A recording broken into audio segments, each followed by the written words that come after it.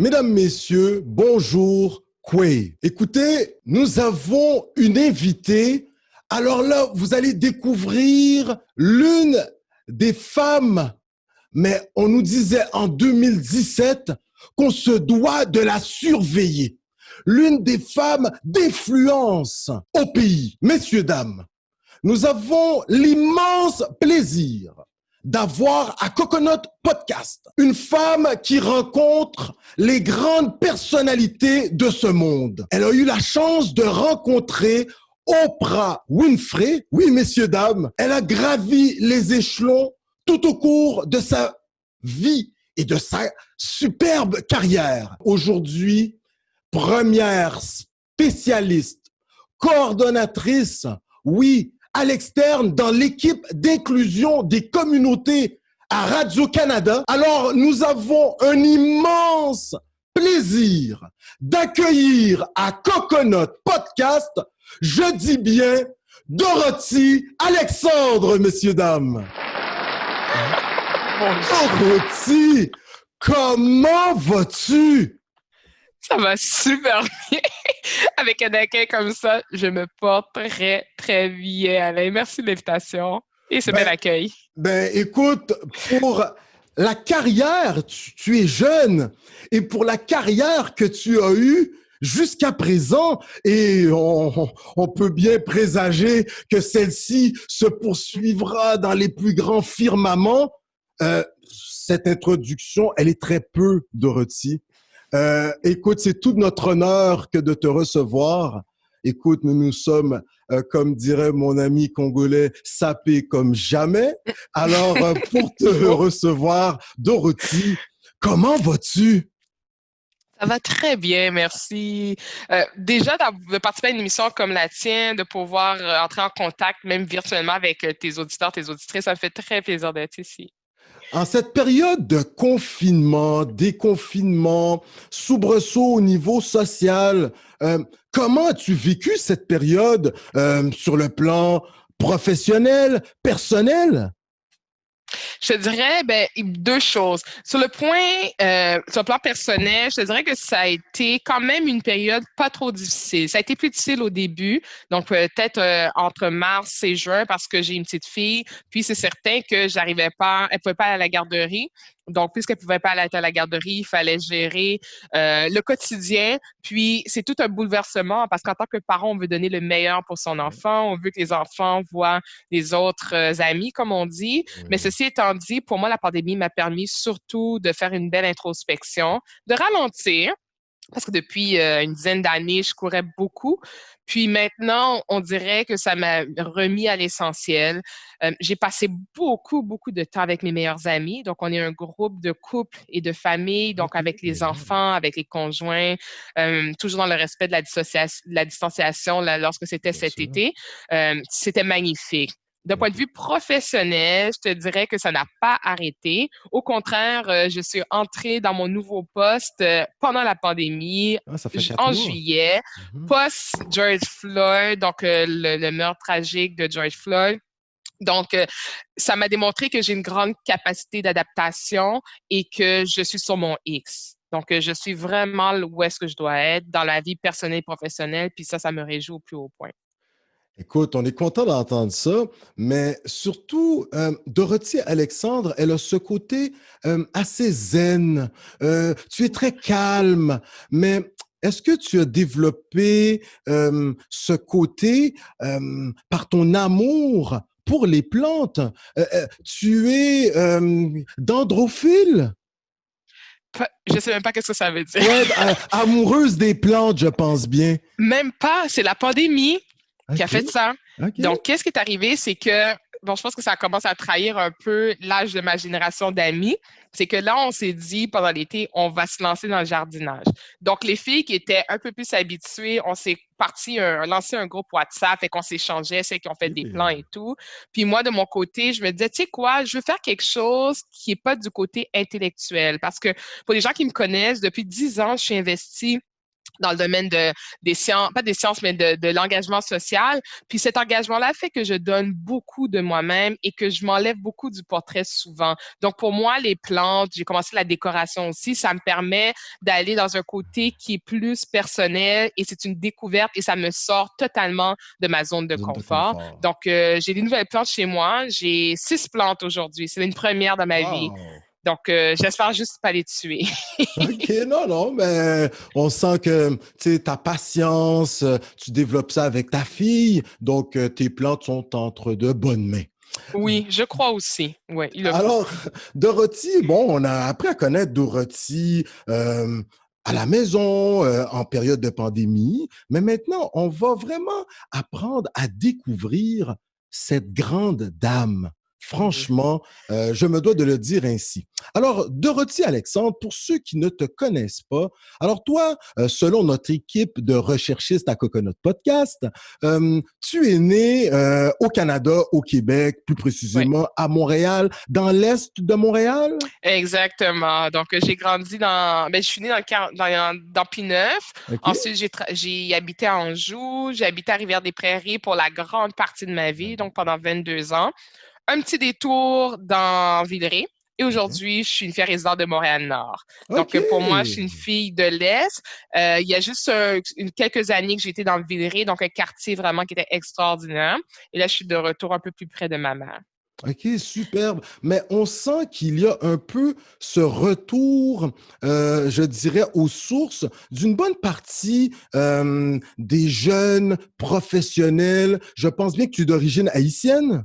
D'origine haïtienne, oui, Et fièrement. Une personne en Haïti. exactement. Donc, il y a un retour et même toute cette volonté de développer, de contribuer à l'essor de Montréal-Nord. Moi-même, j'y suis né. On est en contact avec beaucoup de gens qui y sont impliqués, entre autres Will Prosper. Est-ce Mhm, que tu sens que le choix de te rapprocher de maman et surtout de retourner dans un quartier par moment qui n'a pas toujours bonne presse, pourtant il y a mhm. un travail incroyable qui s'y fait. Est-ce que tu sens que tu contribues à ce retour et à contribuer à ce changement dans le quartier, Dorothy? Ben, moi, je ne veux pas appeler ça que je contribue à ce changement parce que je trouve que ça pourrait être peut-être, c'est peut-être pas les bons termes, arrogant ou condescendant par rapport aux gens qui n'ont jamais quitté ce quartier-là. OK, Donc, super. pour moi, puis moi, j'ai mes meilleurs amis qui habitent tout près. Puis je dirais que quand on parle d'un quartier comme Montréal-Nord qui a mauvaise presse, il y a deux choses. La première chose, c'est que beaucoup de gens ne connaissent même pas Montréal. Il y a des lieux, des coins dans ce quartier où est-ce qu'on se croirait dans Westmount, où est-ce qu'on Oui, bien sûr. on se croirait ailleurs parce qu'il y a des grosses maisons, parce qu'il y a des parcs, etc. Puis le but n'est pas de faire une comparaison, mais c'est de se dire qu'il y a énormément de défis sociaux, économiques Mhm. au sein de Montréal-Nord. Et souvent, ces défis-là sont apportés de façon négative à l'égard des personnes qui sont dans ces situations de précarité. Au lieu de le regarder, pour moi, là, quand je regarde ces personnes-là, puis je salue le travail de tous les organismes qui sont sur le terrain, je suis inspirée par ces personnes. Pourquoi? Parce que quand on a peu, on développe une résilience qui est extraordinaire. Donc, moi, quand je traverse Maurice Duplessis, par exemple, puis je vois une petite mamie, puis je vois un papy, puis je vois des jeunes, je me vois. Je Oui, vois ma mère, je vois mon père. Puis yes. je pense que c'est important en tant qu'enfant racisé de ne jamais oublier d'où l'on vient. Oui, aujourd'hui, je suis une femme plus privilégiée. J'ai une maison, j'ai une belle famille, tu sais, je suis bien chez moi. J'ai probablement plus que d'autres personnes ont. Ceci étant dit, ce n'est pas parce que j'arrive dans ce quartier-là que je suis meilleure qu'une personne qui en a plus, qui en a moins. Yes. Au contraire, moi, c'est la chaleur de Montréal-Nord qui m'interpelle. Ah Puis oui. aussi, je voulais que ma fille, quand elle sort dehors, qu'elle voit des gens de tous horizons.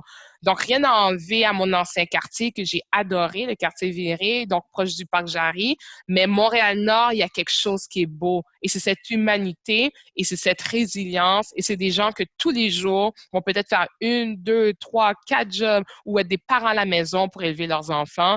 Et voilà. Et je suis proche de mon petit village. Donc, ma mère et mes amis. Donc, pour moi et mon couple, mon conjoint et ma fille, on est heureux. Écoute, c'est incroyable que tu nous dises ça parce qu'il y a à peine quelques jours, Lugensdorf passait à Tout le monde en parle Tout à et fait. très privilégié dans cette société, jouant dans l'Association nationale de basketball, la NBA. Lugensdorf a décidé de retourner, lui, quand il est revenu à Montréal, beaucoup d'argent, le monsieur, il a décidé de retourner dans son quartier, là où ses parents vivent, et il se dit, mais lui, il ne comprend pas ce qu'il voit dans les journaux, ce n'est pas ce qu'il ressent sur le terrain. Oui. Dorothy, toi, tu grandis dans l'Est, mais tu vas quand même, tes parents, on sait que pour les Haïtiens, l'éducation, c'est hyper important. Alors là, tu vas quand même fréquenter une très bonne école. Tu as eu quand même cette chance, tes parents ont travaillé dur pour t'offrir cette opportunité. Tu vas fréquenter l'école secondaire Regina Assunta. Ouais. Retiens-tu en 30 secondes? Meilleures années de ma vie, ce sont les années où j'ai pu m'entourer de jeunes filles qui, entre autres aujourd'hui, sont mes amies. Puis, c'est surtout où est-ce que j'ai une coach de handball qui m'a dit pour la première fois que j'avais du leadership sans savoir ce que c'était. Et j'ai compris à peu près 20 ans plus tard. OK, C'était ma coach de handball. Donc, toi, tu connais la ligne de 3 mètres, la ligne de 6 mètres, 6 mètres, le pivot. Voilà, on est la même génération. C'était les meilleures années. Ah ouais, tu sais, c'est comme bon, du basket en même temps, puis tu peux du dribbler. soccer. Ouais, soccer. Ouais. J'ai été gardienne, j'ai été ailière, j'ai été centre. J'ai fait toutes les positions. Puis, tu sais, par rapport à mon coach, ce qui est arrivé, c'est qu'elle me disait, il y avait des sélections pour des compétitions de week-end. Donc, on partait 3 jours régionales, donc c'est à Sherbrooke, je crois. Puis, j'étais en secondaire 5. Donc, bien sûr, la dernière année. Et elle faisait une sélection entre les secondaires 3, 4, 5 pour former une équipe ad hoc pour aller à cette compétition-là. Puis elle m'a dit, Dorothy, ce week-end, tu ne joueras pas. Tu vas bencher, donc en bon français. Ceci étant dit, je t'emmène parce que tu as du leadership. Et on s'entend que j'étais déchirée parce que je savais qu'elle m'aimait énormément, mais j'étais comme, est-ce que c'est parce qu'elle a pitié de moi? Mais finalement, j'ai compris avec les années que mon impact et ma présence sur ce banc faisait une différence parce que, et encore aujourd'hui, 30 ans plus tard, s'il y a quelqu'un dans ce monde qui est capable d'être heureuse pour le succès, pour les victoires, pour les réalisations des autres, c'est bien moi. Même si mes affaires peut-être iraient, là, toutes mes choses vont bien, mais même si mes choses allaient moins bien, je suis foncièrement heureuse pour les gens. Donc, je pense que c'est peut-être ça que je dégageais déjà sur le banc. C'est-à-dire que quand la personne faisait le but, quand ma collègue, elle sautait, puis j'étais juste comme « wow », je pense à Judith, à Florie, je me dis, ces femmes-là étaient juste extraordinaires. Mais ces jeunes filles à l'époque étaient extraordinaires. Écoute, on va revenir sur ce point handball, toutes les positions, leadership. On va revenir, il y a un point intéressant à faire, mais plus loin. Dorothy Alexandre, là, maman, papa, en tout cas, la famille va être très contente parce qu'au niveau du cégep, cégep Maisonneuve, collège Maisonneuve, sciences de la santé, incroyable quand même. Cégep Maisonneuve, très multiculturel. En 15 secondes, un souvenir qu'as-tu pu retenir du cégep qui t'a permis de poursuivre dans la vie future? C'est intéressant. J'étais trop stressée dans la vie. Je te dirais, c'est vrai. Ça a été du positif, ça a été du négatif.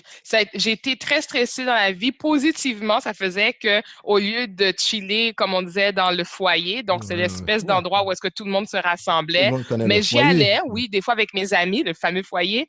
J'étais souvent à la bibliothèque. J'étais une des rares dans nos groupes là, qui était un rat de bibliothèque, une rate de bibliothèque, je sais pas comment on dit. Ça, c'est le côté positif parce que je suis où est-ce que je suis aujourd'hui. Fait que j'avais développé une discipline. Le côté peut-être plus négatif, c'est que à l'âge de 17 à 19 ans, j'étais tellement stressée par rapport à ma carrière que je pense que j'ai pas vécu ma jeunesse à ce moment-là pleinement. Parce que souvent, en tant que jeune homme ou jeune femme racisée ou d'origine haïtienne comme moi, on pense déjà qu'on doit savoir qu'on veut être médecin, qu'on peut être ci, qu'on peut être ça dans la vie. Alors que moi, j'ai trouvé ma voie, VOIE, et VOIX, en 2008, fait que j'avais 28 ans. Donc, je suis rentrée en journalisme. Tu as beaucoup fait de radio. C'est là quand tu dis que tu as trouvé ta voix également. Là, tu vas travailler à la radio, quelques stations. Tu vas vraiment forger le personnage qui va s'en venir. Mais là, on saute quelques étapes. Tu finis ton cégep et là, il y a quelque chose qui est intéressant. Est-ce que c'est parce que tu avais des cousins, comme tout bon Haïtien vivant à Montréal, sur Boston, à New York ou à Miami, car tu vas décider de poursuivre tes études universitaires et même quelques cours plus tard encore, même à McGill, mais tu vas rentrer à Concordia et là, dans un programme pour un francophone qui nous paraît assez spécial. Tu vas faire un Mhm. baccalauréat en sciences de l'exercice. Exact. Peux-tu nous Exercise parler science à un l'époque. ouais, exercise science? Peux-tu nous C'est en ça, sans parler? exercice, ouais. Ouais. C'est En quoi ce résumé, c'est bac? pas compliqué. Je viens de dire que je suis une fille hyper stressée. Donc, quand j'ai terminé mon DEC, j'avais une bonne cote R. Je m'en souviens plus trop c'était quoi, mais c'était pas assez pour devenir médecin. Comme étant bonne enfant d'immigrant, tu veux devenir Le médecin. médecin. Donc là, j'ai dit, je vais à l'université, mais je vais pas aller en chimie, je vais pas aller en biochimie, je vais pas aller en biologie, parce que je savais que les sciences pures n'étaient pas pour moi. OK. Donc, je peux dire que j'étais comme dans un déni. Ce que j'ai fait, c'est que j'ai postulé en sciences d'exercice en me OK. disant, mais je vais essayer de faire quelque chose qui n'est pas science pure complètement. Mhm, mhm. Puis une fois que c'est terminé, j'irai en médecine. Mais voilà, pendant mon bac, j'ai pas aimé ça. OK. J'aime les gens, mais j'aime pas toucher les orteils des gens, j'aime pas manipuler le tout. Fait que j'ai pas eu beaucoup de plaisir pendant Ouais. ce bac-là. OK. Et voilà, quand j'ai fini, je pensais que j'étais un échec. Je pensais sincèrement que j'avais manqué ma vie à 22 ans. C'est triste quand même.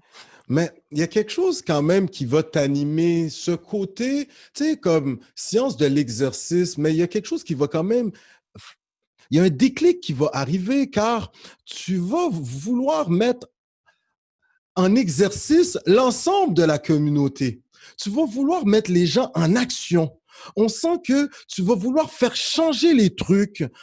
Est-ce que qu'est-ce qui va vraiment à un certain moment dire Dorothy, tu te dois de t'impliquer parce qu'on sait ce qui va vraiment changer le cours de ta vie, entre autres, on sait bien tes parents, Mhm. cette entraîneuse de handball, Handball. mais véritablement, Dorothy, ton bénévolat, c'est ce qui va faire en sorte que tu vas découvrir que hey, moi, je suis capable de toucher à plusieurs trucs au sein des organismes communautaires ou autres. Et là, maintenant, tu vas vraiment décider de te lancer. Surtout, tu habites dans l'Est, bon, tu voyages beaucoup, tu vois un peu l'injustice que peuvent vivre certaines communautés.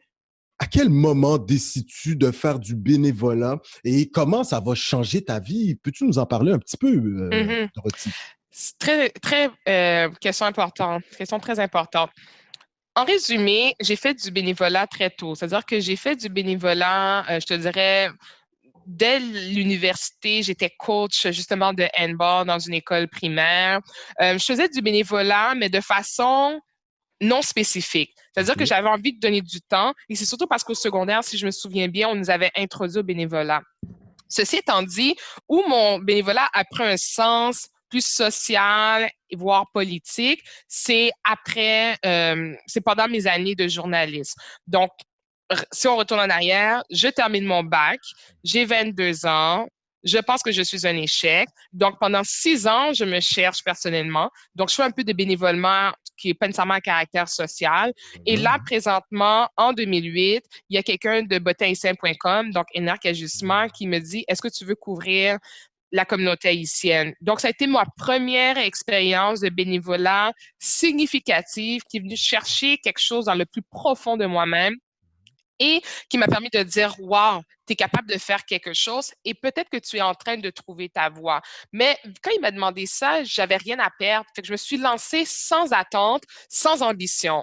Euh, et là, pendant un événement, il y a une personne de TVA qui m'a découverte, qui m'a permis de me présenter à la personne qui recrutait au web, donc les postes d'entrée au sein de TVA et ensuite qui m'a permis d'être journaliste que j'ai fait pendant 7 ans. On pourra peut-être y revenir, mais tout ça pour dire que ça a été pour moi le point saillant. Ma communauté haïtienne est celle qui m'a permis de développer cet amour initial, de cet engagement social à travers la couverture de plusieurs événements de notre communauté. Donc, on était dans les premiers balbutiements de la Jeune Chambre de commerce haïtienne, Ouais, c'est ça. la REJ, il y avait aussi l'Association d'animaux falciformes du Québec.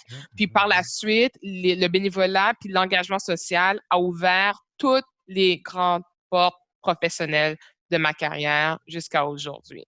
Alors toi, tu recommanderais fortement à un jeune issu de la diversité pour acquérir, déjà développer cette confiance en soi, mais surtout Mm. acquérir une expérience, comme tu dis, significative. Le bénévolat, Jack Meeting, pour lui, il y croit fortement. Est-ce que toi, tu as un conseil similaire?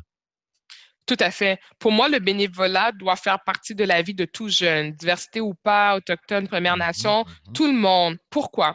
Parce que quand tu donnes sans être rémunéré, ça démontre tes valeurs personnelles, ça Ouais, démontre ton éthique de travail. Donc, aux yeux de l'autre, ça dit, si cette personne-là n'est pas rémunérée pour faire ce qu'elle fait, imagine-toi si je suis en mesure de la rémunérer. Donc, c'est comme ça aussi qu'on développe des réseaux et que les gens nous contactent, nous réfèrent.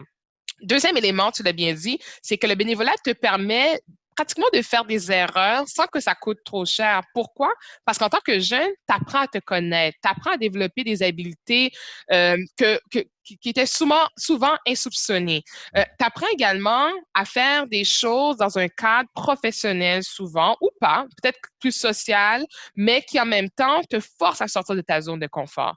Puis, je te dirais que dernier élément, le bénévolat, ça permet une grande introspection sur soi-même parce que on se rend compte aussi que le bénévolat te permet de grandir personnellement. Il te permet également de mieux comprendre les gens, de mieux comprendre les Ça. situations, Mhm. les réalités sociopolitiques ou peu importe dans la sphère ou les sphères dans lesquelles vous évoluez. Donc, pour moi, le bénévolat, ça devrait même faire partie du cursus scolaire. C'est cette question-là d'encourager les jeunes à s'engager. Ceci étant dit, rapidement, le revers de la médaille qui peut être négatif, puis je me suis peut-être retrouvée un peu là-dedans quelques années, dans les dernières années, c'est quand le bénévolat vient prendre presque toute la place, que là, ça fait partie Hmm. intégrante de ton identité, et là, tu viens à t'oublier. Et en t'oubliant, un jour, je me suis rendu compte, je vivais des défis personnels et Mhm. professionnels parce que je venais de me lancer en entrepreneuriat, puis j'avais dit, tu ne Firme de peux pas communication? donner exactement Mhm. je dis, tu peux pas donner ce que tu n'as pas. Donc, à un moment donné, il faut prendre soin de soi pour pouvoir mieux redonner. Donc, il y a une question d'équilibre dans tout ça. Excellent. Écoute, Dorothy, on sait que tu as plusieurs chapeaux, d'accord? Mais c'est intéressant de voir cette progression parce que quelqu'un qui n'écoute pas cette entrevue, du moins, eh ben, il va dire, waouh, cette madame-là, elle a toujours été, tu sais, en haut du Mm, pavé, mais tu as connu ces périodes plus difficiles où tu étais en train de forger ta personnalité. Mais mhm, entre-temps, il y a quelque chose qui va toujours t'intéresser aussi. C'est peut-être la première fois qu'on t'a dit va faire certaines entrevues. Déjà là, il y a quelque chose tu sais, qui a émergé, là, on pourrait dire, mais et c'est ainsi qu'on a appris que Dorothy Alexandre existait. C'est que tu as été à la barre d'un podcast ou du moins tu as contribué à la mise sur pied d'un podcast qui a quand même traversé plusieurs années. Peux-tu nous parler de cette expérience incroyable, je pense?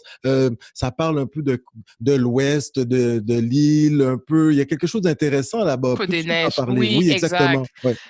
Tout à fait. C'est que mon expérience en journaliste, ça, c'était justement, tu sais, j'ai fait 7 ans comme journaliste à Ouais, TVA. OK, ouais. Puis de 2016 à 2020, avant que je rentre à Radio-Canada, j'étais à mon compte.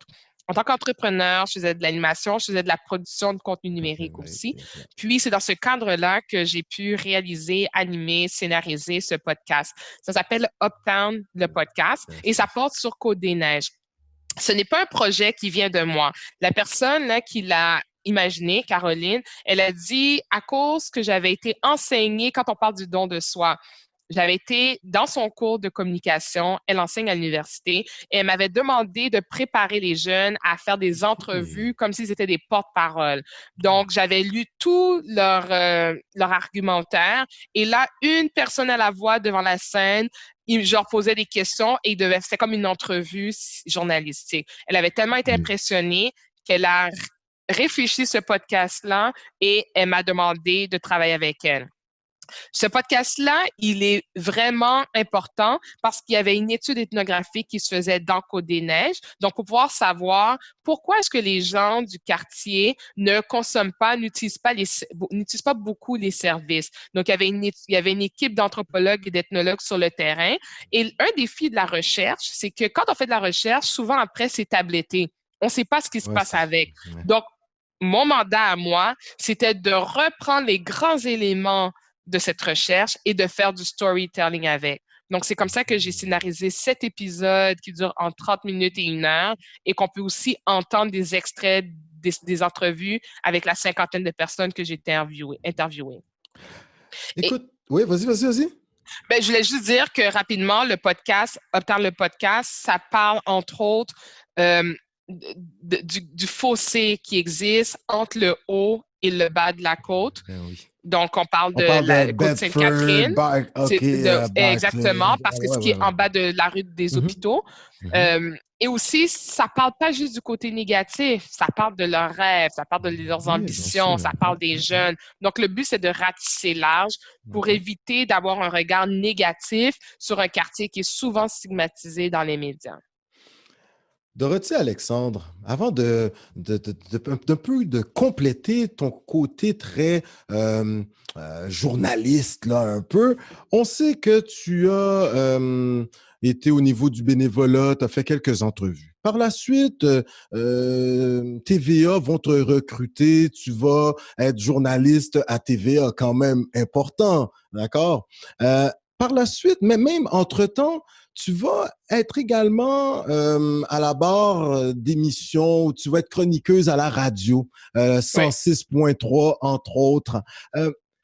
Si tu avais à choisir entre journaliste à la télévision, animatrice à la tête d'un podcast ou animatrice chroniqueuse à la radio, donc télévision, radio, podcast, lequel tu trouves où Dorothy avait le plus de latitude? Ouais. Moi, je dirais que c'est la radio. J'adore le médium de la radio. Les 4 années que j'ai faites, que j'ai réalisé, animé mon émission en musique et en mots, m'ont permis de développer une connexion avec les gens de la communauté haïtienne. Parce que la radio, c'est un médium qui est magique. On ne voit pas les gens ne nous voient pas, mais on sent les gens. On entend les gens à travers la voix, l'intonation, les rires, les sourires, les moments d'émotion. Donc, moi, je dirais définitivement l'animation radio.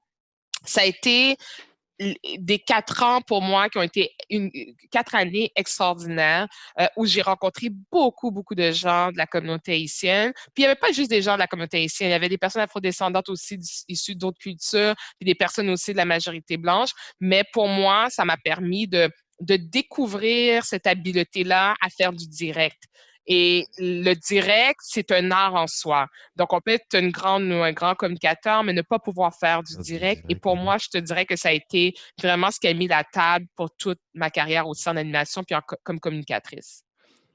Écoute, tu vas avoir toute cette expérience, un bagage incroyable, mais je pense bien vers 2015-2016, tu vas avoir une expérience à CBC, volet de Radio-Canada, le pendant de Radio-Canada, mais du côté anglophone. Alors, un été de temps, comme on dit au Québec, tu vas te rendre dans le Canada anglais. Tu pourras préciser pour nous. Et tu vas où? Sinon, en Outaouais, là, sûrement. Montréal. Montréal anglais, c'est ça. Montréal anglais, c'est carrément. Montréal, c'est Montréal. Je couvrais même les événements francophones, mais c'était une couverture en anglais. OK. Puis cette expérience, Est-ce que le fait d'avoir été à Concordia, d'avoir développé, amélioré ton anglais, disons, a pu servir lors de cette expérience à CBC? C'est intéressant comme question parce que mon expérience à CBC, autant mon entrée a été magnifique, c'est-à-dire que j'ai été approchée pour remplacer la journaliste culturelle Oui, qui je était sais. là, Anna, que la directrice à l'époque, la gestionnaire était magnifique, on m'a pas gardé tout l'été. Puis c'est intéressant, puis ça, c'est OK. une grande leçon aussi. Aujourd'hui, je suis cadre à Radio-Canada au niveau de Mhm. l'équipe Inclusion des communautés, mais à cette époque, ils ont dû me laisser aller parce que justement, je suis bilingue, mais à l'époque, mon anglais professionnel n'était pas adéquat. Quand tu es journaliste, tu dois être en mesure d'illustrer tes reportages de façon à ce que ça parle aux gens. Et Mhm. là, malheureusement, ça ne fonctionnait pas assez parce que je ne maîtrisais pas assez la langue pour Mhm. pouvoir fournir des reportages qui soient adéquats et aussi avec le rythme de travail, c'est-à-dire Ouais, c'est ça. de trouver une histoire, de faire des entrevues, de tourner, après ça, d'aller dans la salle pour faire la narration, filmer et tout, j'y arrivais pas. Ça a été j'ai pleuré. OK. Mais regardez, ça c'était en 2013. 7 ans plus tard, je suis de retour dans la grande tour à un autre poste. J'ai grandi pendant ces 7 années-là. Dorothy, il y a quelque chose aussi, là, on apprend à te connaître, hein, c'est incroyable, tu as une carrière magnifique. Entre-temps, tu vas, et c'est ça que tu nous disais, en étant à la barre d'une émission à la radio, tu as pu tisser des liens, mais incroyables avec certains gens de la communauté haïtienne, mais également de la communauté québécoise. Bien Parce sûr, que, oui. oui, tu as rencontré mais des personnalités, écoute, Fabienne Collat, entre autres, beaucoup de journalistes, même à l'international, Karel Pèdre également. Tu connais beaucoup d'artistes, ne serait-ce que les Michael Benjamin. Ça reste vraiment incroyable. Mais tu vas rencontrer d'autres personnalités. On parlait d'Oprah Winfrey. En 15 secondes, l'impression que quand tu rencontres une aussi grande personnalité. Oui, ben, en 15 secondes, je te dirais, pour moi, ce sont des rencontres qui étaient ponctuelles. Je veux dire, Oprah, ça a été 1 minute, ma Ouais, rencontre avec ouais, elle, OK. dans un meet and greet. Ouais, Mais ouais. pour moi, c'est leur humilité. Donc, comme on dit, je suis pas une personne qui est OK. starstruck. Au contraire, j'ai cette capacité d'être avec les gens puis d'essayer de comprendre leur réalité. Donc, c'est ce que j'ai toujours voulu découvrir. Donc, ce sont pas des amis, loin de là. Mais pour l'instant d'une entrevue, mon objectif, c'est d'être authentique. Donc, je te dirais que c'est ça ma vision de la chose. Ouais, mais on continue, là, la liste, elle continue. Tu vas rencontrer des personnalités aussi grandes, mais là, c'est comme une étoile montante comme Dorothy Alexandre, permets-moi. Fabriceville, écoute, tu vas rencontrer Fabriceville, PDG, président Pour fondateur trois également points. de Pour 3 points. Puis, écoute, des fois, tu rencontres les gens, c'est pour 1 minute, mais par moment, tu les rencontres pour 1 minute, puis ça fait en sorte que vous avez la possibilité de travailler ensemble par la suite. Et Exact. écoute, avec Fabrice Ville, vous allez, mais avec d'autres collègues, bien sûr, vous allez mais réaliser là, un documentaire, briser le code qu'on a Oui. pu voir à Télé-Québec, qui va remporter en 2020 là, un Gémeaux, c'est bien ça? C'est le volet numérique. Le Tout à volet fait. numérique, oui, Exactement. mais quand même, Mais pour pour te la mettre dans le contexte, réalisation, là, oui. oui, vas-y. Ben, ce qui est intéressant, c'est que Fabrice, je le connais depuis l'ère de la radio.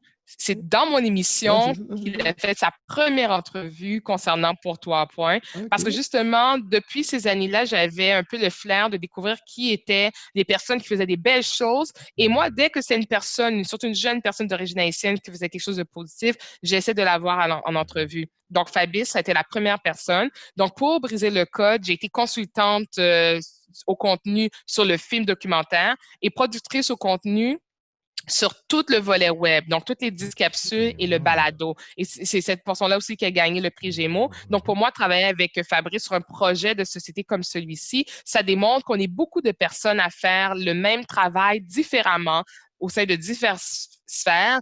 Puis on est très fiers du résultat de Briser le code qui a été produit par Picbois Productions. Puis je tiens à souligner les deux productrices, donc Marie-Pierre Corriveau, puis également Karine Dubois, qui ont vraiment joué un réel rôle d'allié pour permettre à toutes les personnes racisées qui sont dans l'équipe d'avoir un contrôle, pas un contrôle, mais d'avoir un rôle éditorial qui compte. Et non pas juste d'ajouter des personnes de la diversité puis autochtones et de mettre un crochet, je te dirais. Incroyable. En tout cas, Coconut Podcast tient à vous dire félicitations pour ce prix Gémeaux. Merci. Vous dites les vraies affaires dans ce documentaire, film documentaire. On vous invite à aller le voir. Messieurs, dames, nous vous invitons à véritablement aller voir ce documentaire, film documentaire, Briser le code. Vous allez en apprendre, mais véritablement sur une réalité qui existe au Québec. Dorothy, mais il n'y a pas juste Briser le code, tes podcasts, le volet numérique de Briser le code. Tu participes également, du moins tu encourages fortement cette initiative Wapikoni Mobile. Est-ce que tu peux nous en parler? Je sais que tu as participé à des conférences vite fait, ou peux-tu nous parler de l'importance de cette initiative au Québec, là? Ben, je peux pas dire que pas que je suis pas dans le point de vue que je suis pas une ambassadrice, donc j'ai pas été impliquée directement au sein de Wapikoni. Par contre, c'est une organisation que je suis énormément. La directrice générale, donc Odile Joannette, pour moi, fait un travail extraordinaire. Et ce travail-là, c'est quoi? C'est de mettre de l'avant les talents des personnes qui sont issues des Premières Nations pour pouvoir les montrer leurs films, leurs scénarios, toute leur créativité cinématographique. Donc, j'encourage certainement toutes les personnes à suivre Wapikoni Mobile, à les encourager. Maintenant, il y a des activités en ligne, donc à pouvoir y participer pour pouvoir ouvrir nos horizons concernant une réalité des premiers peuples et des peuples qui aujourd'hui n'ont pas encore la reconnaissance de tous leurs droits comme ils le désiraient. Superbe. Écoute, wow, c'est incroyable. Je pense qu'on va t'inviter de nouveau à Coconut Podcast parce que franchement, là, ouais. Pour terminer très rapidement, tu es la première spécialiste coordonnatrice dans l'équipe externe d'inclusion là, à Radio-Canada. Toi, ton rôle, c'est vraiment de te promener, de regarder ce qui se fait sur le web, sur la toile, et surtout de suggérer des gens issus des communautés culturelles. Et là, tu pourrais nous dire lesquels, et tu réfères leur nom à Radio-Canada carrément afin que peut-être ces derniers soient appelés pour participer de diverses façons. Peux-tu nous dire, ça fait près de 6 mois là, que tu es en fonction, là, 4 mois à Moins peu que ça, près? juillet. Juillet, ouais, presque 4 mois. 4 Ouais, mois. c'est ça, presque. Peux-tu nous dire comment tu as reçu ce poste pour terminer? Tes parents, la fierté de la communauté. Écoute, Coconut Podcast, on est pas mal fiers de toi, là. Oh, c'est gentil, merci. Également, peux-tu nous dire le rôle que tu as? Et pour terminer, comment tu entrevois, quels sont les grands axes sur lesquels tu comptes te focusser, si tu nous permets l'expression? Ouais. Tout à fait. Ben, tout à fait. Ben, pour moi, j'étais pigiste, donc contractuelle ou consultante pour Radio-Canada 2 ans avant, donc depuis 2018. Et mon but était d'accompagner la direction au sein d'un projet précis pour faire augmenter la diversité au sein de Radio-Canada, mais au niveau des créateurs et créatrices, donc les gens qui sont devant et derrière l'écran. Par la suite, il y a une ouverture et j'ai pu obtenir le poste justement de première spécialiste et coordonnatrice externe au sein d'une équipe. Initialement, l'équipe avait juste 2 personnes et là, prochainement, jusqu'à la semaine prochaine, on va être 8 personnes. On a quadruplé en l'espace de 7 ans. Ou 5 ans. Et mon rôle, il est sur plusieurs axes. C'est-à-dire que Radio-Canada, CBC Radio-Canada a des cibles ou des objectifs très précis. De un, c'est de changer la culture organisationnelle pour qu'elle soit encore plus inclusive. C'est d'avoir des effectifs qui soient plus représentatifs de notre société. Et aussi, c'est d'avoir du contenu à la télé ou sur toutes nos plateformes, du contenu multiplateforme, voilà, qui soit représentatif. Donc, moi, mon rôle, en effet, c'est d'identifier, c'est de dépister, c'est de voir où sont les talents et comment les encourager à postuler à l'interne.